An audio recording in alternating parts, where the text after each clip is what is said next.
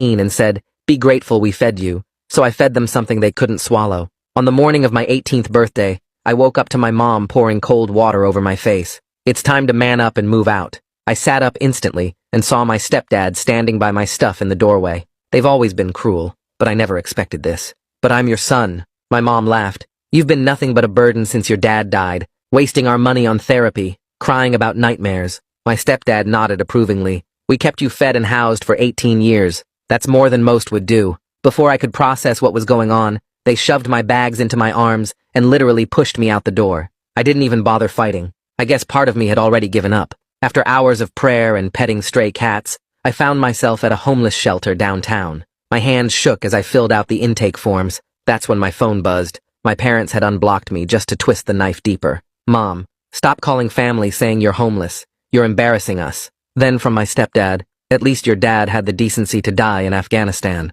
Facepalm emoji. I lost it. Right there in that plastic chair, I just broke down sobbing. The counselor, this tired-looking woman, touched my shoulder. "Honey, what's wrong?" I showed her the texts. She was reading them when her eyes drifted down to my intake form. Her whole body went rigid. "Wait." Her voice came out strange. "Michael Krzyzewski? Your father died in Afghanistan?" "Yeah," I managed. "When I was 6. She gripped the edge of her desk. "Did you ever see the body? Attend a burial?" I stared at her in disbelief. "Excuse me, James, did anyone from the military ever visit after? Check on you?" Not really. No, I don't know." "Wait, why are you asking me this?" Her hands click-clacked on her Chromebook. After 30 seconds, her face went white. "James, your father didn't die in Afghanistan." My chest tightened. "What?" "He's at Palmer V, a psychiatric ward. He's been there for 12 years. The fluorescent lights suddenly felt too bright. That's impossible. We had a funeral. I went to grief therapy for years." She looked me straight in the eyes. "You need to see your father.